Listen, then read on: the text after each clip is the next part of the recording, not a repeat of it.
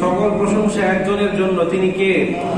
সম্মানিত উপস্থিতি, আমরা ধারাবাহিকভাবে রাসূলের জীবন চরিত বা সিরাত নিয়ে আলোচনা শুরু করেছিলাম। গত জুমায় রাসূলের শৈশব, কৈশোর এবং যৌবনকাল সম্পর্কে আমরা বিস্তারিতভাবে আলোচনা করেছিলাম। আজকে আমাদের আলোচনার বিষয়বস্তু রাসূলের নবুয়াত লাভ এবং দাওয়াতি জীবন। সম্মানিত উপস্থিতি, আমরা বলেছিলাম যে আমাদের জীবনের প্রত্যেকটা ক্ষেত্রে রাসূলের জীবন আদর্শকে আমাদের লালন করতে হবে, ধারণ করতে হবে। কিন্তু আসলে আমরা কি সেটা পেরেছি? গত 2 দিন আগে আমার দেশের প্রথম শ্রেণীর একটা ইউনিভার্সিটিতে একটা পাগল ব্যক্তিকে মারতে মারতে প্রায় একেবারে পৃথিবী থেকে বিদায় করে দিয়েছে। আদৌ কি আমরা ছাত্র হতে পেরেছি? এটা কি কোনো মানুষের বৈশিষ্ট্যের মধ্যে পড়ে? এমন স্বাধীনতায় কি আমরা চেয়েছিলাম? দেশ স্বাধীন হতে হতে এমন স্বাধীন হয়ে গিয়েছে যে এখন আমরা আইন নিজেদের হাতে তুলে নিই। একটা পাগল ব্যক্তি, তাকে আবার মৃত্যুর আগে খাবার খাওয়ানো হয়েছে। জিজ্ঞেস করছে যে খাবারগুলো কেমন লাগে। আসলে এটা দেখার পর আমার প্রচন্ড খারাপ লেগেছে যে দেশের সর্বোচ্চ বিদ্যাপীঠ, সেখানে নাকি দেশের সবচেয়ে স্বনামধন্য ছাত্ররা পড়াশোনা করে। তো এখানে একটা ব্যক্তিকে এভাবে মারা হলো। তো গত জুমায় আমি বলেছিলাম, খেলতে খেলতে যেমন কিছু মানুষ খেলোয়াড় হয়, বকতে বকতে যেমন বক্তা হয়, ঠিক তদ্রুপ জানতে জানতে কিছু মানুষ জ্ঞানী থেকে জানোয়ার হয়ে যায়। সম্মানিত উপস্থিতি, এদিকে আমাদের খেয়াল রাখতে হবে। আমরা কখনোই আইন নিজেদের হাতে তুলে নিব না। দেশে আইন আছে, আদালত আছে, বিচার ব্যবস্থা আছে। কেউ সন্দেহজনক কোনো কাজ করলে তাকে আমরা আদালতের কাছে সোপর্দ করব। আমাদের বিচার করার দায়িত্ব তো কেউ দেয় নাই, ঠিক কিনা? আমরা এর তীব্র নিন্দা এবং প্রতিবাদ জানাই। পাশাপাশি যে ব্যক্তিটা মারা গিয়েছে তার জন্য আমরা দোয়া করি, আল্লাহ পাক রব্বুল আলামিন যেন তাকে জান্নাতুল ফিরদাউস নসিব করেন। সবাই বলে আমিন। এমনিতেই যারা পাগল, এরা মৃত্যুবরণ করলে আল্লাহ পাক এদেরকে শহীদ মর্যাদা দান করেন এবং বিনা হিসেবে জান্নাত দিয়ে দেন। জোরে বলেন সুবহানাল্লাহ। গত রবিবার দিন যখন আমাদের মসজিদে তাফসীরুল কোরআন মাহফিল হয়েছে, হুজুর সেখানে বলেছিলেন যে 5 শ্রেণীর মানুষকে আল্লাহ পাক বিনা হিসেবে জান্নাত দিয়ে দেন। এদের মধ্যে এক শ্রেণীর লোক হচ্ছে যারা পাগল। সম্মানিত উপস্থিতি, তো আজকে আমাদের আলোচনার বিষয়বস্তু রাসূলের নবুয়াত লাভ এবং দাওয়াতি জীবন। মহান আল্লাহ পাক তার প্রতিনিধিত্ব করার জন্য এই পৃথিবীতে মানব জাতিকে প্রেরণ করেছেন।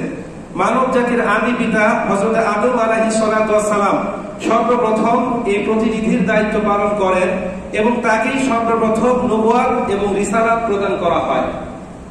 বিশ্ব মানবতাকে সঠিক পথে পরিচালিত করার লক্ষ্যে আল্লাহ পাক অসংখ্য অগণিত নবী রাসূলকে এই পৃথিবীতে প্রেরণ করেন, যাতে নবী রাসূলগণ মানুষকে অন্ধকার সমূহ থেকে আলোর পথে আনতে পারেন, ভুল পথ থেকে সঠিক পথে আনতে পারেন, জাহান্নাম থেকে বাঁচিয়ে জান্নাতের পথ প্রদর্শন করতে পারেন।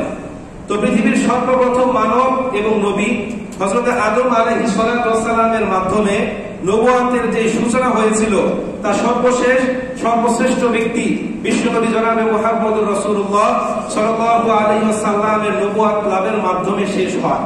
তো যুগে যুগে যত নবী রাসূল এই পৃথিবীতে এসেছে, প্রত্যেক নবী রাসূলের মিশন এন্ড ভিশন অর্থাৎ লক্ষ্য উদ্দেশ্য ছিল একটাই, মানুষকে বহু খোদার থেকে দূরে সরিয়ে অদৃশ্য এক আল্লাহ একমাত্র তাওহীদের প্রতি দাওয়াত দেওয়া, যা কোরআন আমাদের সামনে সাক্ষ্য দেয়। কোরআন সাক্ষ্য দেয় সূরাতুল আরাফের 65 নম্বর আয়াত। আল্লাহ বলেন, ওয়া ইলা আদিন আখাহুম হুদা ফাকালা ইয়া কওমি আবুদুল্লাহ মা লাকুম মিন ইলাহিন গায়রু। আর আমি আদ জাতির নিকট তাদের ভাই হযরত হুদ আলাইহিস সালাতু ওয়াস সালামকে নবী করে পাঠালাম। সে তার জাতিকে বলল, হে আমার জাতি, তোমরা আল্লাহর ইবাদত করো, তিনি ছাড়া অন্য কোনো ইলাহ নেই। সূরাতুল হুদের 61 নম্বর আয়াত। আল্লাহ পাক বলেন, ওয়া ইলা সামুদা আখাহুম সালিহা ফাকালা ইয়া কওমি আবুদুল্লাহ মা লাকুম মিন ইলাহিন গায়রু। আর আমি সামুদ জাতির নিকট তাদের ভাই সালেহ আলাইহিস সালাতু ওয়াস সালামকে নবী করে পাঠালাম। সে তার জাতির লোককে বলল, হে আমার জাতি, তোমরা আল্লাহর ইবাদত করো, তিনি ছাড়া অন্য কোনো ইলাহ নেই। সূরাতুল হুদের 84 নম্বর আয়াত। আল্লাহ বলেন, ওয়া ইলা মাদিয়ানা আখাহুম শুআইবা ফাকালা ইয়া কওমি আবুদুল্লাহ মা লাকুম মিন ইলাহিন গায়রু। আমি মাদিয়ান জাতির নিকট তাদের ভাই শুআইব আলাইহিস সালাতু ওয়াস সালামকে নবী করে পাঠালাম। সে তার জাতিকে বলল, হে জাতি, তোমরা আল্লাহর ইবাদত করো, তিনি ছাড়া অন্য কোনো ইলাহ নেই। সূরাতুল আরাফের 59 নম্বর আয়াত। আল্লাহ বলেন, ওয়ালাকাদ আরসালনা নূহান ইলা কওমিহি ফাকালা ইয়া কওমি আবুদুল্লাহ মা লাকুম মিন ইলাহিন গায়রু। আর আমি নূহ আলাইহিস সালাতু ওয়াস সালামকে তার জাতির কাছে প্রেরণ করলাম। সে তার জাতিকে বলল, হে আমার জাতি, তোমরা আল্লাহর ইবাদত করো, তিনি ছাড়া অন্য কোনো ইলাহ নেই। তো এই আয়াতগুলো থেকে আমাদের সামনে স্পষ্ট প্রতীয়মান হয় যে হযরত আদম আলাইহিস সালাতু ওয়াস সালাম থেকে শুরু করে বিশ্বনবী মুহাম্মদুর রাসূলুল্লাহ সাল্লাল্লাহু আলাইহি ওয়াসাল্লাম পর্যন্ত যত নবী রাসূল এই পৃথিবীতে আগমন করেছে, প্রত্যেক নবী রাসূল মানুষকে কয়জন খোদার প্রতি ডেকেছে? এক আল্লাহর প্রতি। তো আম্বিয়া কেরামের মিছিলে সর্বশেষ সর্বোত্তম ব্যক্তিত্ব এবং বিশ্ব মানবতার মুক্তির দূত হিসেবে আল্লাহ পাক বিশ্বনবী মুহাম্মদুর রাসূলুল্লাহ সাল্লাল্লাহু আলাইহি ওয়াসাল্লামকে প্রেরণ করে। তো গত জুমায় রাসূলের ৩৫ বছর পর্যন্ত আমরা ধারাবাহিকভাবে আলোচনা করেছিলাম। তো রাসূলের জীবন বা রাসূলের বয়স যখন ৪০ বছর, তখন তার সাথে কিছু অস্বাভাবিক কার্যক্রম সংঘটিত হতে থাকে। এই জন্য রাসূল কিছুটা নির্জনতা প্রিয় হতে লাগলেন। অর্থাৎ আমাদের সাথে যদি অস্বাভাবিক কোনো কার্যক্রম ঘটে, তাহলে আমরা একাকী বসে বসে এগুলো নিয়ে চিন্তা ভাবনা করি, ঠিক কিনা? তো এই জন্য রাসূল নিয়মিত হেরা গুহায় চলে যেতেন এবং সেখানে বিশেষ একটা পদ্ধতিতে ইবাদত বন্দেগী করতেন। এর পরবর্তী ঘটনা জানবো আমরা সহিহ বুখারীর 4953 নম্বর হাদিস থেকে। হাদিসের বর্ণনাকারী আম্মা জানা আয়েশা রাদিয়াল্লাহু তাআলা আনহা, তিনি বলেন, আউয়ালু মা বুদিয়া বিহি রাসূলুল্লাহ সাল্লাল্লাহু আলাইহি ওয়াসাল্লাম আল-ওয়াহয়ু আর-রু'য়া সাদিকাতু ফিন নাওম। সর্বপ্রথম রাসূলের কাছে ওহী অবতীর্ণ হয় স্বপ্ন যুগে। ফাকানা লা ইয়ারা রু'য়ান ইল্লা জাআত মিসলু ফালাকিস সুবহি। তিনি যাই স্বপ্ন দেখতেন তার এই স্বপ্নটা বাস্তবে পরিণত হতো। অর্থাৎ অন্ধকার তিমির ঘন কালো রাত্রি শেষে একটা সুন্দর স্বচ্ছ সুবে সাদেক বা সকাল যেমন সত্য, তো রাসূল রাতের বেলায় যাই স্বপ্ন দেখতেন সকালবেলা তাই বাস্তবে পরিণত হতো। সুম্মা হুব্বিবা ইলাইহিল খলা। তখন রাসূল কারীম সাল্লাল্লাহু আলাইহি ওয়াসাল্লাম কিছুটা নির্জনতা প্রিয় হতে লাগলেন। অর্থাৎ একাকী নির্জনে থেকে এগুলো নিয়ে চিন্তা ভাবনা করতেন। ওয়াকানা ইয়াখলু বিগারি হিরা। এই জন্য নিয়মিত তিনি হেরা গুহায় যাতায়াত করতে লাগলেন। ফায়াতাহান্নাসু ফীহি ওয়া হুয়া তাআব্বুদুল লায়ালি। এবং সেখানে রাতের বেলায় বিশেষ একটা পদ্ধতিতে তিনি ইবাদত বন্দেগী করতেন, কারণ তখন পর্যন্ত শরীয়তের বিধিনিষেধ আল্লাহ পাক রব্বুল আলামিন নির্ধারণ করেন নাই। তো রাসূল কারীম সাল্লাল্লাহু আলাইহি ওয়াসাল্লাম নির্দিষ্ট নির্ধারিত কয়েকদিনের জন্য খাবার নিয়ে যেতেন।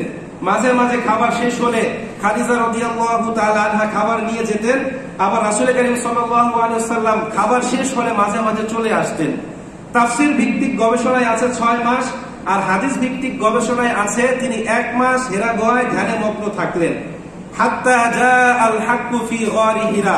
যতদিন না হেরা গুহায় তার কাছে সত্য আগমন করে, ততদিন রাসূল সেখানে বিশেষ পদ্ধতিতে ইবাদত বন্দেগী করতে লাগলেন। ফাজা আল মালাকু ফি গারি হিরা ফাকালা ইকরা। একদিন সত্যি সত্যি হেরা গুহায় এক ফেরেশতার আবির্ভাব ঘটলো। সে রাসূল কারীম সাল্লাল্লাহু আলাইহি ওয়াসাল্লামকে বললেন, ইয়া মুহাম্মদ সাল্লাল্লাহু আলাইহি ওয়াসাল্লাম ইকরা, আপনি পড়ুন। ফাকালা রাসূলুল্লাহ সাল্লাল্লাহু আলাইহি ওয়াসাল্লাম মা আনা বিকারি। রাসূল বললেন, আমি তো পড়তে জানি না। তিনি যখন এই কথা বললেন, রাসূল বলেন, ফাআখাযানি ফাগাত্তানি হাত্তা বালাগা মিনহুল জুহদা। সে আমাকে ধরলেন, তার বুকের কাছে আমার বুক নিলেন, তার বুকের সাথে আমার বুক মিলিয়ে সজোরে একটা চাপ মারলেন। হাত্তা বালাগা মিনহুল জুহদা। আমার মনে হচ্ছিল পুরো পৃথিবীটা আমার বুকের উপর চাপিয়ে দেওয়া হয়েছে, এবং যতক্ষণ না আমি আমার ধৈর্যের শেষ সীমায় পৌঁছে যাই ততক্ষণ পর্যন্ত তিনি ধরে রাখলেন। যখন আমি আমার ধারণ ক্ষমতার শেষ সীমায় পৌঁছে গেলাম, সুম্মা আরসালানি, সে আমাকে ছেড়ে দিলেন। ফাকালা ইকরা, আবার বললেন, ইয়া মুহাম্মদ সাল্লাল্লাহু আলাইহি ওয়াসাল্লাম, আপনি পড়ুন।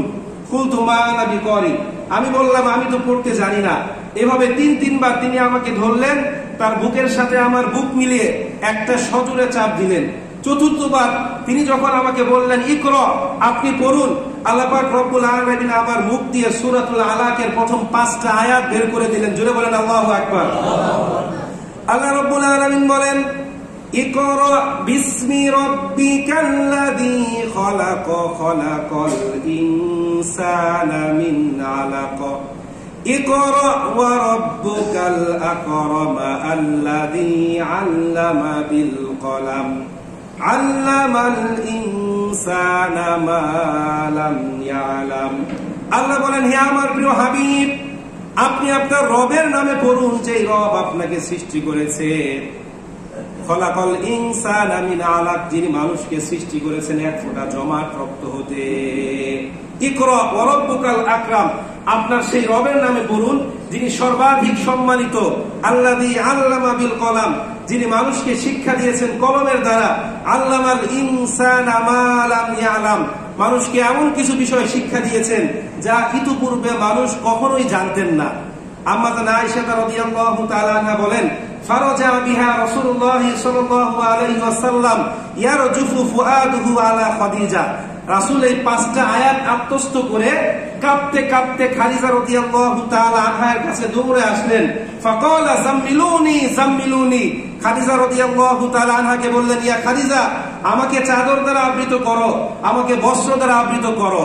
ফাজাম্মালুহু হাত্তা যাহাবা আনহু আর-রা'য়ু, তখন আম্মাজান খাদিজাতুল কুবরা রাদিয়াল্লাহু তাআলা আনহা একটা কম্বল দিয়ে রাসূল করিম সাল্লাল্লাহু আলাইহি ওয়াসাল্লামকে জোরে চেপে ধরলেন, যতক্ষণ না তার কাছ থেকে ভীতি কেটে যায়। ফাআখবারা রাসূলুল্লাহ সাল্লাল্লাহু আলাইহি ওয়াসাল্লাম, এরপর রাসূলের সঙ্গে যা যা ঘটেছে রাসূল তা সব বিস্তারিত খাদিজাতুল কুবরা রাদিয়াল্লাহু তাআলা আনহার কাছে বর্ণনা করলেন এবং বললেন, লাকাদ খাশিতু আলা নাফসি, হে খাদিজা, আমার ভয় হচ্ছে, মনে হচ্ছে কেউ একজন আমাকে মেরে ফেলবে। তো রাসূলের মুখ থেকে এই আশঙ্কাজনক বাক্য শোনার পর আম্মাজান খাদিজাতুল কুবরা রাদিয়াল্লাহু তাআলা আনহা বললেন, কাল্লা ওয়াল্লাহি লা ইউখজিকাল্লাহু আবাদা, শপথ সেই সত্তার, আল্লাহ পাক রব্বুল আলামিন কখনোই আপনাকে লাঞ্ছিত, অপমানিত, অপদস্থ করবেন না, কারণ আপনার মধ্যে এমন কিছু গুণ আছে যেগুলো অন্য 10 জন মানুষের মধ্যে নাই। জোরে বলেন সুবহানাল্লাহ। কি কি গুণ? খাদিজাতুল কুবরা রাদিয়াল্লাহু তাআলা আনহা 5টা বাক্য বলে রাসূল করিম সাল্লাল্লাহু আলাইহি ওয়াসাল্লামকে সান্ত্বনা দিলেন। 1 নাম্বার, তিনি বললেন, ইন্নাকা লাতাসিলুর রিহমা, নিশ্চয়ই আপনি আত্মীয়তার সম্পর্ক রক্ষা করেন, তাদের সাথে সর্বদা সদাচরণ করেন, তাদের হক আপনি যথাযথভাবে তাদেরকে বুঝিয়ে দেন। ওয়া তাসদুকুল হাদিস, সর্বদা সত্য কথা বলেন। ওয়া তাহমিলুল কাল্লা, আপনি অক্ষমদের বোঝা বহন করেন। ওয়া তাকসিবুল মাদুমা, আপনি অন্নহীনকে অন্ন দেন, বস্ত্রহীনকে বস্ত্র দেন।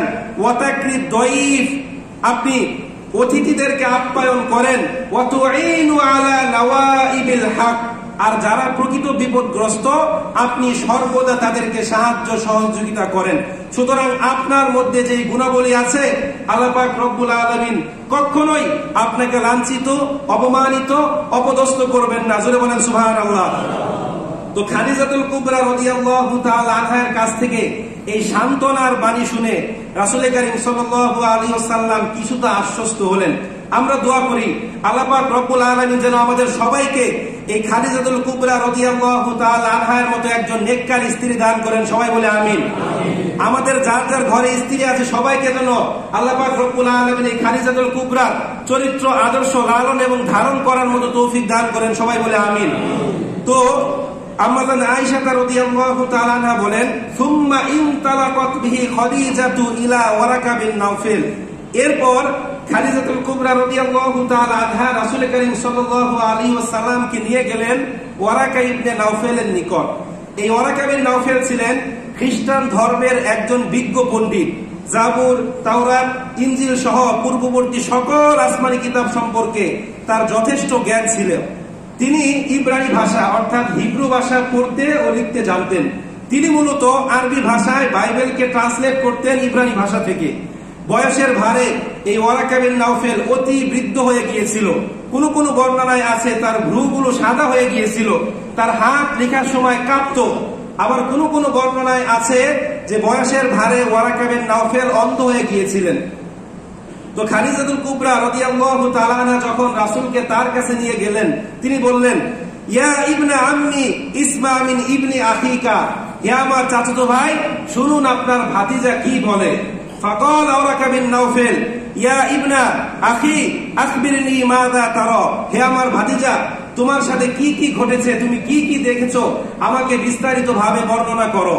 তখন রাসূল করিম সাল্লাল্লাহু আলাইহি ওয়াসাল্লাম হেরা গুহায় তার সাথে যা যা ঘটেছে তিনি তা বিস্তারিতভাবে এই ওয়ারাকা বিন নাওফেলের নিকট বর্ণনা করলেন। সকল বর্ণনা শোনার পর ওয়ারাকা বিন নাওফেল বললেন, হাযা নামুস আল্লাযী আনজালাল্লাহু মূসা। ভাতিজা মুহাম্মদ, তোমার কাছে যে ব্যক্তি আগমন করেছে সে আর কেউ নয় যাকে আল্লাহ পাক মূসা কালিমুল্লাহর নিকট প্রেরণ করেছে, যাকে আল্লাহ পাক ঈসা রূহুল্লাহর কাছে প্রেরণ করেছে, যে ওহী নিয়ে ইব্রাহিম খলিলুল্লাহর নিকট এসেছিল। জোরে বলেন আল্লাহু আকবার। ভাতিজা মুহাম্মদ, তোমার কাছে যে ব্যক্তি এসেছে সে অন্য সাধারণ কোনো মানুষ নয়, সে হচ্ছেন সেই রহস্যময় ফেরেশতা যে নবী রাসূলদের নিকট আল্লাহর কাছ থেকে ওহী নিয়ে আসে। এটা শোনার পর রাসূল করিম সাল্লাল্লাহু আলাইহি ওয়াসাল্লাম অত্যন্ত খুশি হয়ে গেলেন। ফাকালা ওয়ারাকা ইয়া লাইতানি ফিহা জিজআন ইয়া লাইতানি ফিহা আকুনা হাইয়ান। ওয়ারাকা বিন নাওফেল বললেন, ভাতিজা মুহাম্মদ, হায় আফসোস, যদি তখন আমি শক্তিশালী থাকতাম, যদি তখন আমি জীবিত থাকতাম, তাহলে আমার সর্বশক্তি দিয়ে তোমাকে সাহায্য সহযোগিতা করার চেষ্টা করতাম।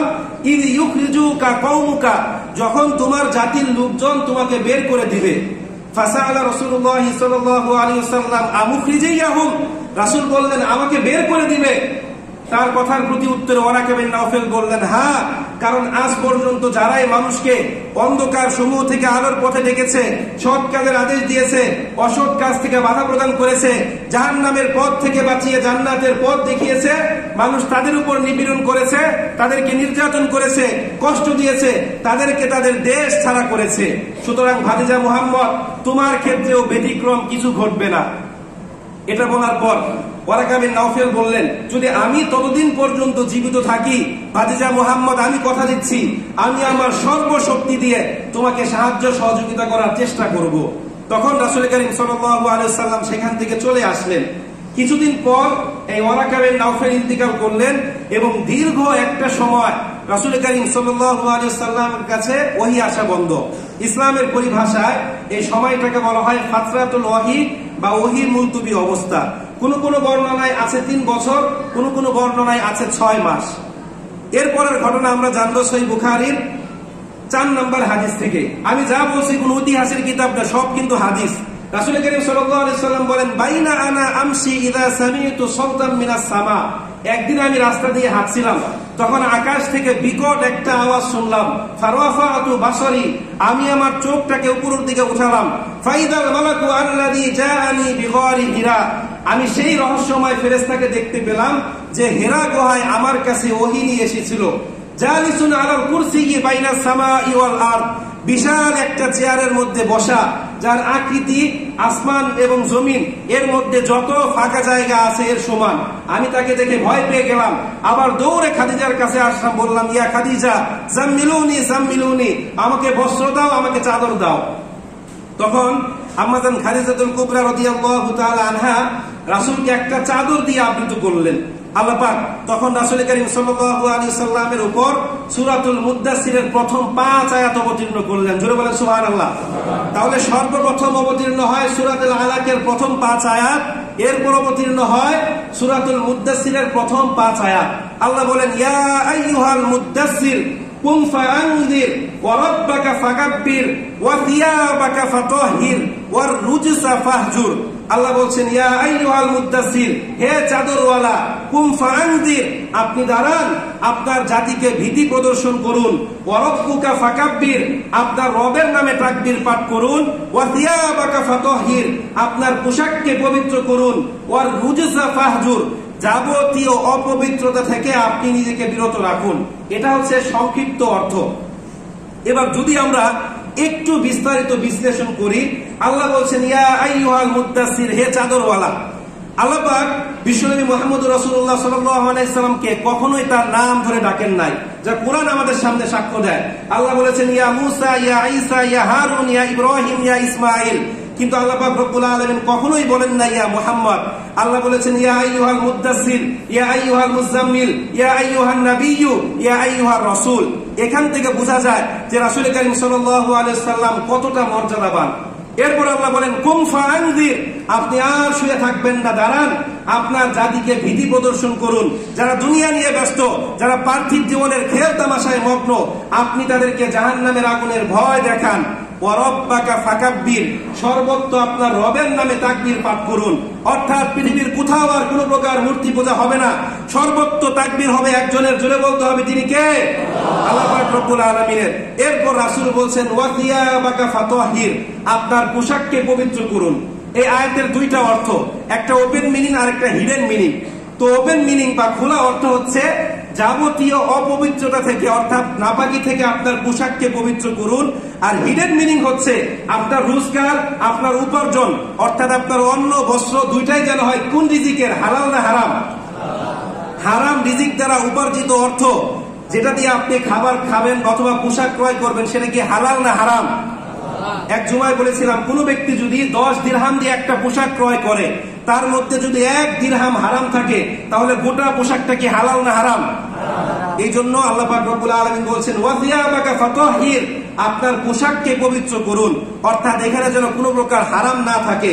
ওয়ার রুজসা ফাহজুর, যাবতীয় অপবিত্রতা থেকে আপনি নিজেকে বিরত রাখুন। এরপর ধারাবাহিকভাবে রাসূল করিম সাল্লাল্লাহু আলাইহি সাল্লামের নিকট ওহী অবতীর্ণ হতে লাগলেন এবং রাসূল করিম সাল্লাল্লাহু আলাইহি সাল্লাম মনে মনে পরিকল্পনা করছিলেন কিভাবে তিনি মানুষদের মাঝে দাওয়াতি কার্যক্রম পরিচালনা করবেন। তো রাসূলের নবুয়ত লাভ থেকে শুরু করে মৃত্যুর আগ পর্যন্ত রাসূল কয় বছর দাওয়াত দিয়েছে? রাসূলের দাওয়াতি জীবন কয় বছর? 23 বছর। রাসূলের এই 23 বছরের দাওয়াতি জীবনকে 4 ভাগে ভাগ করা যায়। বলেন তো কয় ভাগে ভাগ করা যায়? দাওয়াতের স্তর হচ্ছে 4টা। প্রথম প্রকার, নবুয়ত পাওয়ার পর থেকে প্রথম 3 বছর রাসূল করিম সাল্লাল্লাহু আলাইহি সাল্লাম গোপনে ইসলাম প্রচার করেন। সূরাতুশ শুআরা 214 নম্বর আয়াত আল্লাহ বলেন ওয়া আনদির আশীরাতাকাল আকরাবিন, হে আমার প্রিয় হাবিব আপনি আপনার নিকট আত্মীয়দেরকে সতর্ক করে দিন। তো ইলহামের মাধ্যমে আল্লাহ পাক তার প্রিয় হাবিবকে জানিয়ে দিলেন যে আপনি দূরদর্শিতার মাধ্যমে যাদের চোখে মুখে কল্যাণের ছাপ অনুভব করতে পারেন, অর্থাৎ যাদেরকে দেখে মনে হয় যে এদের কাছে আমি সত্যের বাণী দিলে এরা 10 জনের বিপরীত গিয়ে সত্য কথা শুনবে, আপনি তাদেরকে ইসলাম প্রচার করুন। তো সর্বপ্রথম রাসূলের ডাকে সাড়া দিয়ে যিনি ইসলাম ধর্ম গ্রহণ করলেন তার নাম কি? হযরত খাদিজাতুল কুবরা রাদিয়াল্লাহু তাআলা আনহা। দ্বিতীয় যে ব্যক্তি ইসলাম ধর্ম গ্রহণ করেন তার নাম কি? হযরত আলী রাদিয়াল্লাহু তাআলা আনহু। তৃতীয় যে ব্যক্তি ইসলাম ধর্ম গ্রহণ করেন তার নাম কি? হযরত যায়েদ বিন হারেসা রাদিয়াল্লাহু তাআলা আনহু। 4 নাম্বার ইসলাম গ্রহণ করেন হযরত আবু বকর সিদ্দিক রাদিয়াল্লাহু তাআলা আনহু। 5 নম্বরে ওসমান বিন আফফান, আব্দুর রহমান বিন আউফ, সাদ ইবনে আবি ওয়াক্কাস সহ এই প্রথম 3 বছরে মোট 40 জন ব্যক্তি ইসলাম ধর্মে দীক্ষিত হয়। এবার আসেন দাওয়াতের দ্বিতীয় স্তর, অর্থাৎ নবুয়তের 4র্থ বছর থেকে শুরু করে হিজরতের আগ পর্যন্ত। আল্লাহ পাক রব্বুল আলামিন সূরাতুল মাইদার 67 নম্বর আয়াতের মধ্যে বলেন ইয়া আইয়ুহার রাসূল বাল্লিগ মা উনজিলা ইলাইকা মির রাব্বিক, হে আমার প্রিয় হাবিব আপনার কাছে যা অবতীর্ণ করা হয়েছে আপনি তা মানুষের মাঝে প্রচার করে দিন। সূরাতুল হিজর 94 এবং 95 নম্বর আয়াত আল্লাহ বলেন ফাসদা বিমা তু'মারু ওয়া আরিদ আনিল মুশরিকিন ইন্না কাফাইনাকাল মুস্তাহজিইন, হে আমার প্রিয় হাবিব আপনি যে বিষয়ে আদিষ্ট হয়েছেন তা প্রকাশ্যে জনগণের মাঝে প্রচার করুন, আর এই ব্যাপারে কাফের মুশরিকদেরকে আপনি পরোয়া করবেন না, তাদেরকে রুখে দেওয়ার জন্য আমি আল্লাহ তাআলাই যথেষ্ট। তো আল্লাহ পাক রব্বুল আলামিন জানতেন রাসূল যখন প্রাথমিক পর্যায়ে তাদেরকে দাওয়াত দিবে, যুগ যুগ ধরে চলে আসা ধর্মের বিরুদ্ধে গিয়ে তাদেরকে তাওহীদের পথে আহ্বান করবে, তখন তারা রাসূলকে পাগল, উম্মাদ, কবি, সাহিত্যিক এবং মাথা নষ্ট বলে বিভিন্ন ভাষায় গালিগালাজ করবে। এই জন্য আল্লাহ পাক তার প্রিয় হাবিবকে সতর্ক করলেন। সূরাতুল হাক্ক 41 এবং 42 নম্বর আয়াত আল্লাহ বলেন ওয়ামা হুয়া বিকাউলি শাইর কলিলাম মা তুমিনুন, তারা আপনাকে কবি বলবে, তাদের মধ্যে অতি নগণ্য লোক, অতি সামান্য কিছু মানুষ আপনার প্রতি ঈমান আনবে, সুতরাং তাদেরকে আপনি পরোয়া করবেন না, তাদেরকে রুখে দেওয়ার জন্য আমি আল্লাহ তাআলাই যথেষ্ট। তো আল্লাহ পাক রব্বুল আলামিনের পক্ষ থেকে আদেশ পেয়ে রাসূল করিম সাল্লাল্লাহু আলাইহি সাল্লাম সাফা পাহাড়ের চূড়ায় উঠে মক্কার কুরাইশ বংশের বিভিন্ন শাখা উপশাখার নাম ধরে ডাকতে লাগলেন, হে বনু ফিহর, হে বনু আদি, হে বনু হাশেম। তো সাফা পাহাড়ের চূড়া থেকে ভেসে আসা এই শব্দ তরঙ্গ শুনে সমস্ত মানুষ তাদের কার্যক্রম ফেলে পাহাড়ের পাদদেশে সমবেত হয়। তখন রাসূল করিম সাল্লাল্লাহু আলাইহি সাল্লাম উপস্থিত জনতাকে উদ্দেশ্য করে প্রশ্ন করে, হে লোক সকল, আমার সম্পর্কে তোমাদের ধারণা কি? আমি যদি বলি এই পাহাড়ের পিছন দিকে বিশাল এক সৈন্যবাহিনী তোমাদের আক্রমণ করার জন্য ওত পেতে বসে আছে, তাহলে তোমরা কি বিশ্বাস করবে? তারা সমবেত সবাই এক এক প্রকার সুরে জবাব দিল, ইয়া মুহাম্মদ, কেন নয়, অবশ্যই বিশ্বাস করব, কারণ আজ পর্যন্ত তুমি কখনোই আমাদেরকে ধোঁকা দাওনি, আমাদেরকে প্রতারিত করেনি, আমাদেরকে মিথ্যে কথা বলনি। জোরে বলেন আল্লাহু আকবার। তখন রাসূল করিম সাল্লাল্লাহু আলাইহি সাল্লাম বললেন, আমি তোমাদের কাছে এই সংবাদ দিচ্ছি, যদি তোমরা তোমাদের বাতিল আকীদা, তোমাদের বাতিল ধর্ম পরিত্যাগ না করো, অচিরেই আল্লাহর পক্ষ থেকে তোমাদের উপর এক বিরাট শাস্তি নেমে আসবে। তিনি আরো বললেন, আমার যতটুকু দানা আছে, দুনিয়ার কোনো মানুষ তার স্বীয় পুত্রের জন্য এর চাইতে উত্তম কোনো উপহার নিয়ে আসেনি যা আমি তোমাদের জন্য নিয়ে এসেছি। আমি তোমাদের জন্য দুনিয়া এবং পরকালীন জীবনের মুক্তির পথ নিয়ে এসেছি। সুতরাং তোমরা যদি আমার ধর্ম না মানো, তাহলে তোমরা বিপদের মুখে পড়বে।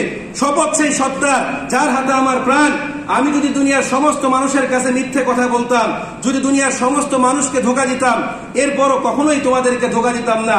শপথ সেই সত্তার যার কোনো শরীক নাই, যিনি এক এবং অদ্বিতীয়, আমি তোমাদের কাছে, বিশেষ করে সমগ্র বিশ্ববাসীর কাছে আল্লাহ পাক রব্বুল আলামিনের পক্ষ থেকে প্রেরিত নবী এবং রাসূল। জোরে বলেন আল্লাহু আকবার। দলিল সূরাতুল আরাফ 158 নম্বর আয়াত। আল্লাহ বলেন, কুল ইয়া আইয়ুহান নাস ইন্নী রাসূলুল্লাহি ইলাইকুম জামিআ।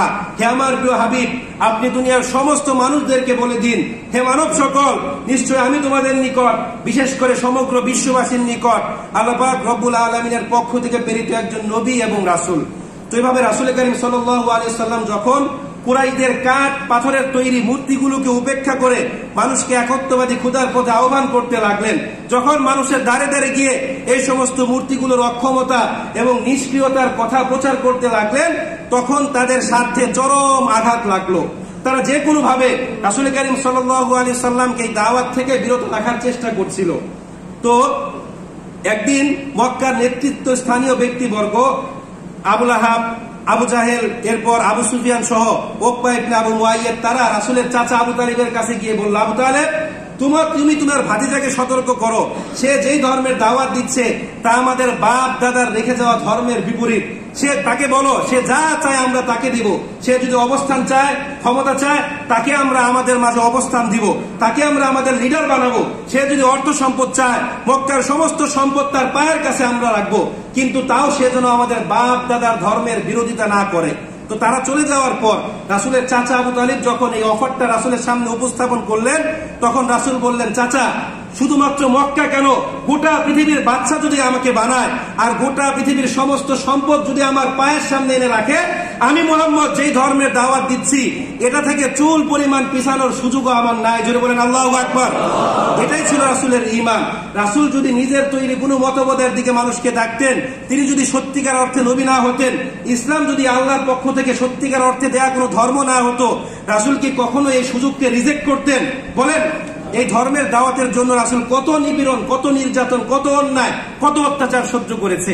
যখন তারা দেখলো লোভ লালসার মাধ্যমে মুহাম্মদকে এই দাওয়াত থেকে বিরত রাখা যাচ্ছিল না, তখন তারা বিভিন্ন ভাবে রাসূল এবং নবদীক্ষিত মুসলিমদের উপর নিপীড়ন এবং নির্যাতন শুরু করলো।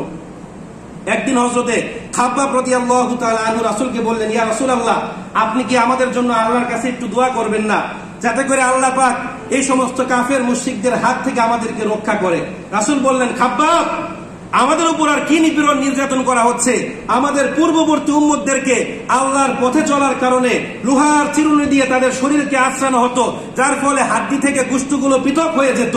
তারা সমস্ত নিপীড়ন নির্যাতন সহ্য করেছে, এরপর আল্লাহ পাক রব্বুল আলামিনের দিন থেকে চুল পরিমাণও বিচ্যুত হয়নি। জোরে বলেন আল্লাহু আকবার।